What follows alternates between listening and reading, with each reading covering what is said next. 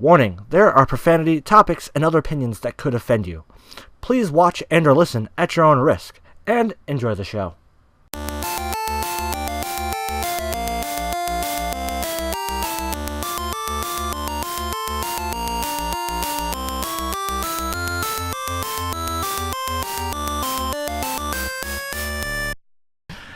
Hey guys, what's up? It's RDiK here, Old School Duelist, however you want to call me, and welcome back to another episode of the Voidcast. No topic is off the table. First of all, I just want to apologize for the late episode because I just had a kind of a busy weekend and week catching up on work because I'm back from Vegas. So, and don't worry, I'll talk about Vegas later. And then I also had I had one final gift from my girlfriend. The Hawks. I had a Blackhawks game Sunday night, and then I did some other stuff on Saturday. So yeah, I just kind of had a busy weekend and just other things I had to take care of and do and catch up on because I was in Vegas for a week on vacation, and it always sucks coming back from vacation. Because then you got to play the catch-up game. You got to just unpack. It's just you got to get back into the flow of your life. It really sucks. And the other thing I just wanted to say is this is actually the second recording of the podcast. I'm re-recording it just because I recorded it after I came back from the Hawks game, but I didn't like it, because my voice was kind of hoarse from the game. My voice is a little bit better. It was still kind of hoarse yesterday, so I didn't want to record yesterday. Plus, I was with my girlfriend. So today, I thought I would just record it today and just basically just upload it probably minutes after or a couple hours after I recorded it because it's probably what's going to happen. And I don't know if I am doing that. Never mind. Don't worry about that part. Don't worry about me doing stuff. Yeah, it was, so I'll talk about Vegas real quick. Vegas was really fun. I had tons of fun. Got to see the Red Rock Mountains. There's a difference. The Red Rock Mountains are in Vegas. The Red Rocks are in Colorado. So if you call it the Red Rocks, you're in Colorado. If it's the Red Rock, you're in Vegas.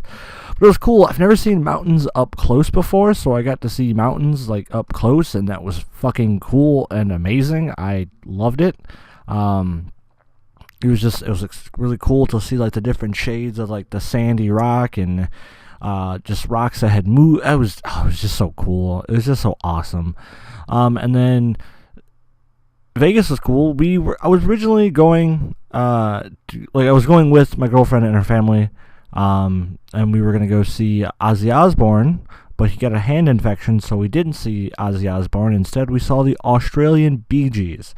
Now, I only know one song by the Bee Gees, and that's "Staying Alive," but yeah, that was, it was still cool. It was still fun. Granted, I only knew one song, but it was still cool to, listen to them and, hear them and see, what that side of, what that kind of music was, live. Yeah, you hear it, in, audio form, digital, stuff like that. But, it's totally different to actually see that style of music being played live in front of you. So it was really cool to experience, and that was pretty cool. What else? We stayed at the MGM. That was pretty. It was okay. We booked a room, and we booked a king size single bed, deluxe, whatever the fuck it was called. Basically a king size bed, and it was supposed to be a decent room. And when we got there, they were like, "Oh yeah, the West Tower is full. So we're gonna complimentary upgrade you." Now, when you hear upgrade, you think, yeah, you're gonna get something fucking way better. But no, it was it felt like it was shittier because our view was terrible. We basically stared at fucking air conditioning units and rooftop, with a small cluster of trees that was the pool, and then you saw city part way the fuck out there. So that wasn't fucking cool. We got 2 queen size beds, and it wasn't that good. The queen size bed, which I've decided, if me, when me and my girlfriend, we get our own place and stuff like that, I want a fucking king size bed, goddammit. it was so comfy to actually sleep in it, because we stayed in a different hotel and we actually got the king size bed. But yeah, no, a queen size bed, it just wasn't cutting it. It wasn't like that like the bed wasn't that comfy. It wasn't like a terrible bed or anything. It just wasn't that comfy. It was like somewhat stiff. It wasn't like totally like firm, but it was pretty firm. The blanket was really comfy. I'd have to say that was the best part about the best part about the room was the blanket was really comfy. And then they said it was a bigger room. I mean, like, the only reason why it was a bigger room is because it had 2 fucking beds in it. Obviously, the room's gonna be bigger. And when we had a full bathroom, tub and all that shit, which wasn't even that fucking cool. Like, honestly, the hotel room that we stayed in, for my girlfriend's best friend, for her birthday, we stayed in a hotel in Chicago. I don't remember the name of the fucking hotel. Wait, actually, hold on. I think, shit, where's that at? I have the key card. Like, we kept the key cards. We stayed at the Waldorf Astoria? What the fuck? Waldorf Astoria? Yeah, that was the name of the hotel. Yeah, it was, that room was, oh my god, that room was so fucking amazing. Holy shit. That room fucking destroyed this fucking Vegas room. And and normally rooms there at the MGM are like $150 a night. We paid, granted it was with us, like a deal or whatever, like we get like a friend and family discount or whatever. Through who? No idea. So, but we ended up spending like $180 for 2 nights. Normally it's like $110 to $150 a night at the MGM, and it was not the best experience. The pool was nice. The pool was really nice. Oh my god. I only got in the pool for maybe 10-15 minutes, but oh my god, that was such a nice pool. I mean, I've been in better pools, but that pool was really nice. I'm not even gonna fucking lie. And yeah, it was terrible. But then we stayed at the Downtown Grand in Vegas, as well, for a night, and that room was so much better. It looked nicer. We got a king size bed. What was it? What else was with it? We actually had a decent view. It wasn't like some amazing view where it was just like boom, Vegas. But it was a nice view. It was actually, you got to see actual city. You got to see the city that, I don't think Vegas is the city that never sleeps. I don't think that's the one that they call. But basically, we got to see downtown. It was a lot nicer. I'm not even lying. It was a lot nicer. It was a lot fucking cheaper, comparatively. Granted, we also did, when we stayed at the Grand, we did book it through a hotel night, or one of those last minute hotel room bookings for the night. But it was the Grand was better. Just gonna tell you now, the Grand was a lot fucking better than the MGM, and the MGM is on the Strip. But yeah, it was a good time. I had tons of fun. It was nice meeting her aunt and uncle that lives out there. It was just, Lucy was amazing. That was their dog. They had a nice house. One thing I had a hard time adjusting to was not seeing grass, because it's Vegas. It's Las Vegas, Nevada. It's fucking desert. So because of the drought that they're going through, whenever you build a house out there, it's supposed to have desert landscaping, and it was just really hard to adjust to, because I'm in Illinois, so I see grass and I see forests. Out there I see sand, and then I see palm trees and trees that don't have leaves on them at all, and it was really hard for me to adjust to. Visually, but other than that, it was really cool. My ears kept popping so much, because we were in a valley, and when we went to the mountains, we kept going up and down, because we just drove on the trail, on the road trail, just to get a view of the entire Red Rock, and it was so beautiful. It was such a good time. I loved it. Had tons of fun. The Australian Bee Gees were a good time. What else was it? Oh yeah, there was a very awkward moment. Well, it was really confusing, what the fuck was going on. There was when we left the hotel on Saturday, we were driving around because weed's legal there, so like we wanted to see a dispensary. So we were driving to a dispensary, and as we're going, we're passing like a CVS or a Walgreens. I don't remember exactly what, but we passed by one, and then there was this dude, and first of all, let me just tell you guys, he did not look right in the head. He looked like something was wrong with him.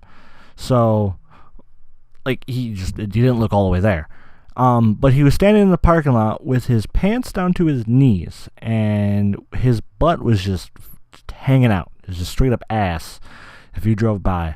And he looked like he was trying to change. I'm not sure.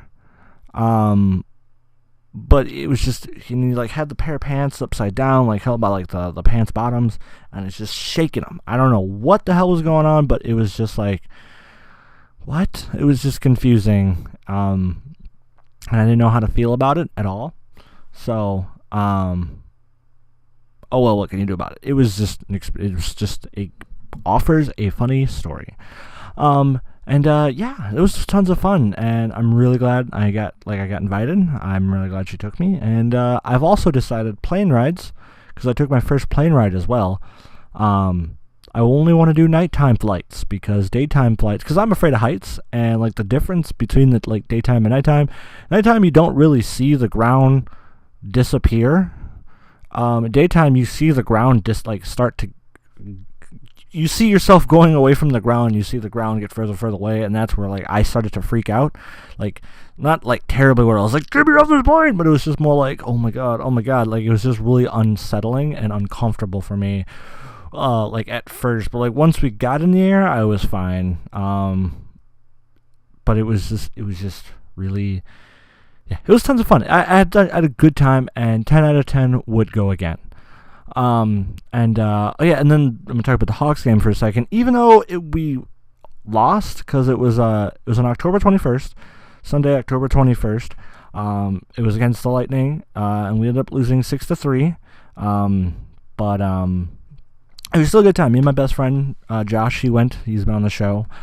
Yeah, it was such a good time. It was just such a good vacation. It was the weekend after I came back was amazing and fun. So it was a good time. I'm glad. I'm very happy. So yeah, that's really about it. There was something else I want to talk about, but like when I re-record, like in the original recording, but now that I'm thinking about it, I really don't want to talk about it anymore. I don't want to bring it back up. Had to do it. Politics. But then like after a thought, it was like something stupid to bitch about. Like to like sum up so you guys aren't just like, oh, what's it? What was it? It was just like the difference between like facts and beliefs. Like long story short, some guy posted a status. And if you're here, because I'm gonna say the name, I'm gonna say what the status said. But if you are the guy and you hear it, please, and you have a problem with me and what I'm about to say, just send me a personal message. Don't comment or anything like that. Just because if the guy listens to the podcast, which I don't think he does, but if he does, cool. I'm glad you listen to the podcast. And if you have a problem with what I'm going to say, then just please get a hold of me, and we can talk it out like adults. Yeah, so the status said that I have a full-time job. Trump is president. Coincidence? I think not. Just like I had, like, it bothered me so much. And then when I read the comments, it bothered me a lot more. And what it boils down to is beliefs versus facts. He believes that Trump is the reason why he got his part-time job promoted to a full-time job, which the fact is he earned that full-time job. He didn't. Trump had nothing to do with him getting a full-time job. So like I bitched about it for a good 5-10 minutes in the original recording, but that's just gonna simply leave it at that. But yeah, so before we jump into the news, which I'm gonna talk about Let's Go Pikachu and Let's Go Eevee, because we got the countdown going on and counting down the weeks to Pokemon Let's Go, because I'm slowly getting more hyped for that game just after learning more and more about the game. So if you want to stick around and listen to that, then go ahead and stick around and listen to that. But first, I want to give a big shout out to audioboom.com. They're not the sponsor, but I love to give them a big shout out because they're just an amazing company. They are the company that I use to allow to upload to their website, as well as they give me the tools to upload to other websites such as iTunes, Google Play, Spotify, and Stitcher Radio. I don't upload to Stitcher Radio. Probably should start uploading to Stitcher Radio just because I hear it's like a good service for podcasts, or it's a good platform for podcasts. But audioboom.com is an amazing website. I love them. They're an amazing company, and as long as I'm doing the podcast, I'm going to continue to use their service, even though I'm using the bottom tier, which is $10 a month, which is the main reason why they're not a sponsor. But they're just an amazing company. I love them. If you want to start your own podcast, then go ahead and go to audioboom.com. Sign up is simple. Only for a low $10 a month, you can have your own podcast and upload it to tons of other websites as well, because they offer that amazing type of thing. So moving on to the news that we're talking about. We're talking about Pokemon Let's Go Pikachu and Let's Go Eevee. I've already stated my original thought process on it, but now after learning new things, and when I originally recorded this episode of the podcast, I had mentioned about the E3 demo that they did on E3, where they played the game and showed off more stuff about it, which was just the first initial big chunk of information about the game. I hadn't seen that, but then I'd also seen a bunch of other trailers that had come out and learned just some other different things about the game. And after seeing those trailers, it definitely pumped me up for the game, and it started to hype me up. And then after watching the E3, actually sitting down and watching it, which I did after the recording, I learned a lot more about the game, and it hyped me up so much for the game, because I had, when it was first announced, just to quickly talk about what happened when it first was announced. When it first was announced, my initial thought process was, who the fuck wants to play a Pokemon game, or who wants to play Pokemon, or pay $60 for Pokemon Go with an actual story? And then I had, I learned a couple of things to know that it was just it was the original thought process behind the development of the game was, hey, let's redo Pokemon Yellow, but let's give it a catching, the Pokemon Go catching mechanic. And then I was like, okay, well, it's not that bad of a game then, and then I had learned more, just over time I've been learning more and more about the game, because they've just been releasing more and more about it, to hype up the game, because, let's be honest, the sales aren't doing that good, because the main reason is it's so close to the Super Smash Bros. Ultimate release. That plays a huge factor into it, yes, but I still think it is going to be a really good game, and the game is still going to do decent. It's probably not going to do as good as the actual official main title, or main title line game that's coming out, was said to come out next year. Who knows if it actually will come out next year. They've basically confirmed that they're working on it, and they're hoping to bring it out next year. But this is just going to have to hold the place for basically our yearly Pokemon release. That's kind of how it's been. It's been every year or two, something like that. But it is just a game that personally I think is going to be really good for at least to do us some, or to give us some type of Pokemon game until an actual main title Pokemon game comes out on the Switch. I think this game is perfectly fine. After watching, if you haven't watched the E3 thing, I definitely go ahead and go watch it. You will learn so much about the game, and you'll actually learn how most of the mechanics actually work in the game. And then slowly, if you keep up, as long as you're just watching Nintendo's YouTube channel basically, or their Facebook, Twitter, stuff like that, if you're keeping up with the social media of the Pokemon, of the official Pokemon stuff, then you will definitely learn more and more, and they'll be releasing more and more about the game. But I'm just going to hit on a few things leading up to what information we know now. So if more has come out since the post of this game, then don't worry, I will definitely talk about it, because we're doing the countdown weeks, and I'll be talking about something about Pokemon. So it'll be Pokemon related for the next few weeks, at least if it's one little thing, then I'm going to be talking about it. But we're doing, like I said, we're doing Pokemon countdown, so yeah. So with the game, obviously it's pretty obvious. It's just it's such a like huge upgrade to a Pokemon Yellow, but it's so much more than that. We get the Pokemon Go catching mechanic. It's not the greatest catching mechanic, in my personal opinion. I really do feel like they should just, announce the Pokemon game, like announced in a main title, and say, hey, it comes out next year or something like that, or just tell us about it, but don't give us something that not everyone's going to want. I mean, granted, yes, I still do believe this game is going to be really good, and I really do urge people to go buy it, yes. But I feel like if they really wanted to do something to actually get some good traction on Pokemon, then they should have just released the main title game. But this will do until then. It'll give us a little hey, this is what can be done on the Switch for Pokemon. But anyways, moving on. So it is a Pokemon first generation game with all 150 plus Alolan and Mega forms of Gen 1. And you're basically going through Kanto. It's not an official remake, remake of the Pokemon Yellow, but it's got the same feel and idea to it, where in Pokemon Yellow you had Pikachu following you. In this game, your Pokemon, you can release a Pokemon and have them follow you, and if the Pokemon's big enough, you can actually ride that Pokemon. They showed Onix being rode. They've also have screenshots of Arcanine being rode and Tauros being rode. So that's really fucking cool, and I think I saw a Venusaur one too. I don't quote me on that. Don't confirm. I'm not going to confirm that there was a Venusaur, but I'm pretty sure I saw a screenshot of Venusaur being ridden. I'm not entirely sure.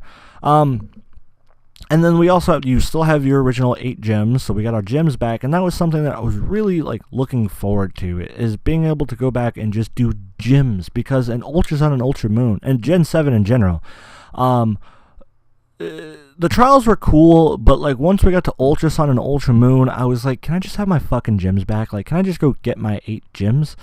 It was just something I was really missing, and that just gave me a core feel of the game, and that's just the standard. With give it a story, do your 8 gems. It allows you to you could do some cool things, honestly, with the gems. Yes, with the trials, there was something cool basically related to the trials. But at the same time, it's I feel like Pokemon is definitely more of a 8 gyms or 8 gym badges, and you move on with your fucking life. So yeah, I'm happy to have gyms back. And then a cool thing that they're going to do, because if you play Pokemon Go, the point of the game is to catch your Pokemon, release them, and get candies, and that's what powers up your Pokemon. Now, with Let's Go, you basically are still doing the same thing. You're capturing it with the Pokemon Go mechanic, and then you release them to the professor, and you get candies. And they haven't they haven't confirmed what what can guarantee each Pokemon, each candy.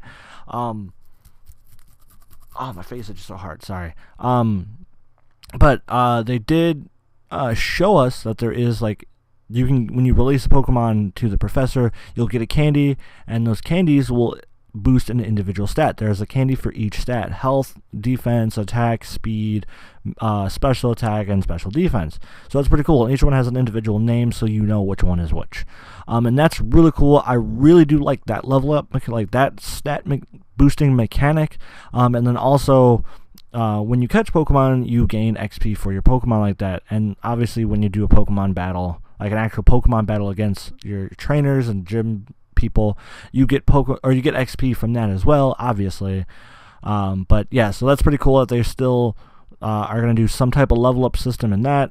This still shows a CP, which in this, the CP is just in Pokemon Go, it's CP stands for combat power, but they don't give you the individual stats. In Pokemon Let's Go, they give you they still give you a CP, which is still your combat power, your overall power level, for your individual stats, as well as they still do level ups. They still have the different level system, level 1, 2, 3, whatever, all the way up to level 100. So that's pretty cool, and I was actually happy they still included that. You can transfer your Pokemon from Pokemon Go over to Pokemon Let's Go, which is just awesome, and that was something that I still wasn't sure how it worked until I watched the E3. So if you want to learn how that works, I mean, I'm still going to explain, but if you want to see it happen, and they can explain in better details than I will, then it will. You can watch that. But after this, obviously, go watch it after this. But how it works is they basically, instead of a Safari Zone, you have a Pokemon Go Park, which means you can connect it with any Pokemon Go account.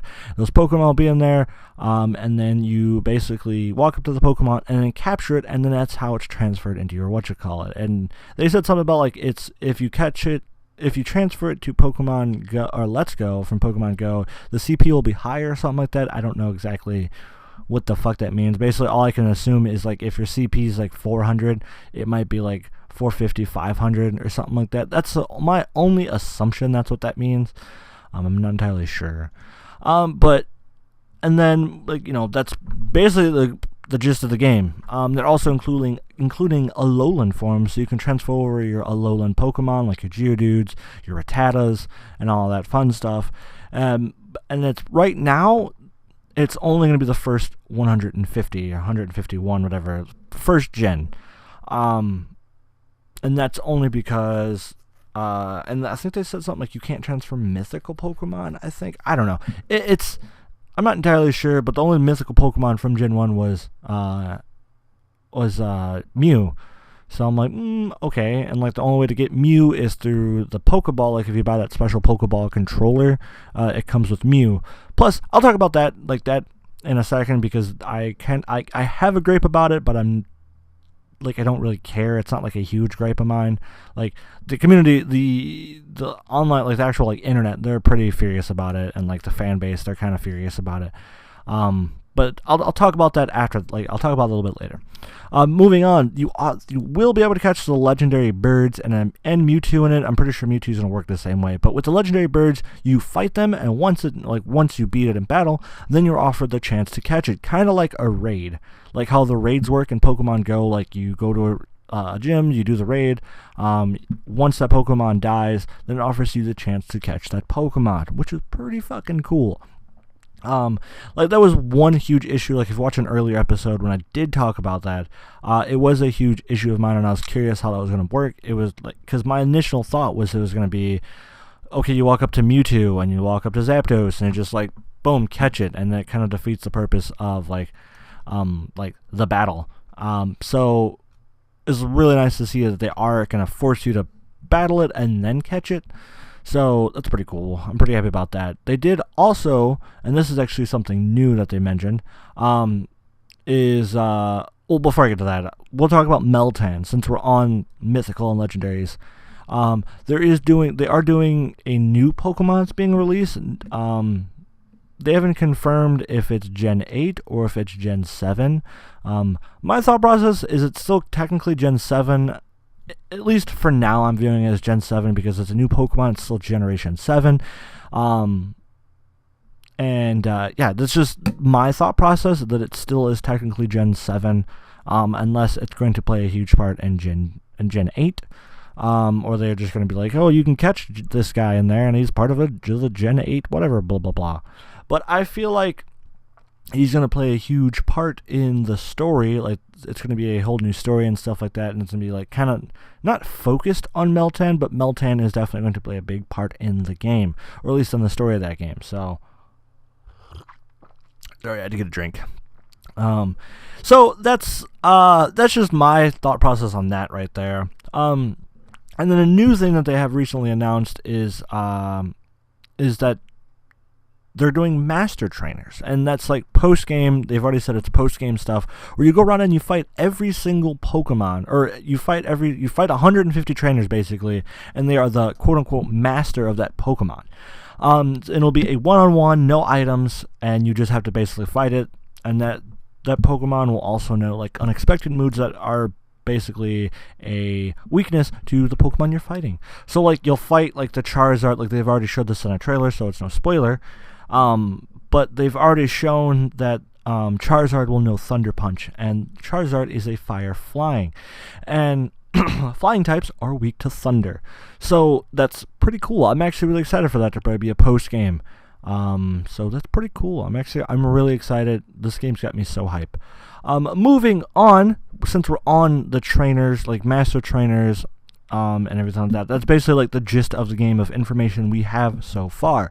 Something that I have noticed and or that I learned today, and it's like such a big upset, but I'm not, like, me personally, I'm not upset at all. Like, it doesn't bother me that much, but at the same, because that's also because I'm not a completionist, but mostly the completionist fan base of Pokemon, completionist fan base in general, gamers, you will have to do a Mew Master Trainer fight. Now, there is no word on the game whether you can catch Mew in the game, like he'll be an afterthought catch, like, post-game stuff. And really, right now, the only way we know of to catch Mew and be able to do this Mew Master Trainer is you have to buy the Pokeball. Now, the Pokeball controller thing is just like a $50 or like something like I think it's like $50 or something like that. $45-$50. You spend it, you get this really cool Pokeball. It has Mew inside, and it also is a controller for the game, like I said, but also has a few other functions as well. You can put other Pokemon into the Pokeball, so it gives you the option to, like, you can put other Pokemon in there, carry them with you. You can connect it to Pokemon Go and use it as a Pokemon Go Plus, which is really cool. So, I mean, like, I do have a Pokemon Go Plus. I do use it. So, if with this controller, it does offer, because let's be honest, the Pokemon Go Plus to begin with is a $35 thing, and just to give it the functionality of a controller, it gives it a Pokemon Go Plus. Plus, you can put other Pokemon into it from your Pokemon Let's Go game and carry with it. It lights up various different colors to correspond with the Pokemon in there. That's really fucking cool. But the internet is very upset about the Mew Master Trainer fight. The reason why I'm not so upset about it, the biggest thing is I'm not a completionist. Very few games have I ever tried to 100% complete and 100% completed. I've never 100% completed a Pokemon game because it's so much work to complete the fucking Pokedex, especially nowadays. So I don't give a shit about completing the Pokedex. I catch Pokemon I want to catch along the way. It'll be like, oh, this Pokemon's really strong, or this Pokemon's adorable, or something like that, and I just want it. But I've never once completed the Pokedex. Maybe I'll attempt to do it this time because it's only going to be 150 Pokemon. But at the same time, I've never been one to 100%, like, to intentionally 100% complete a game, like, from the beginning of the thought. From day one buying the game, I'm like, all right, let's 100% complete this. I've tried it with Zelda. I'm actually pretty far in 100% in completing, well, at least, again, I'm not even 100% completed because I'm not going to go after all the Korok seeds. So it's just, me 100% completing, it doesn't bother me because I'm more of a, like, let's just enjoy the game. If it's a competitive game, or if it turns in, like, if it can be a competitive game, I do try a little bit of competitiveness with it, like with Ultra Sun and Ultra Moon. I did build my own competitive team. So if I ever did compete in tournaments, I've only competed in one tournament because I tried to do VGC, realized it's a lot more work than I thought it was going to be. But it's so much work to go into it. But I've always created, like, I would create a competitive team, and that's it, only have the one. And then I would do other various things with the game. Like, I also did create a Pokemon Stadium for Pokemon Ultra Sun, or Gen 7, because I have Sun and Ultra Sun. And I have two 3DSs, so I created my own Stadium version of it. I like to do other things with the game. So it's something that, like I said, it didn't bother me, but it has angered the community. And if it angers you, let me know. Tell me how you feel about it. I want to know. You can tweet at me at OSDuelist12. If it's YouTube, you can post in the comments. You can just get a hold of me. Twitter is probably the best way to get a hold of me, honestly, if you want to tell me about, how you feel about this.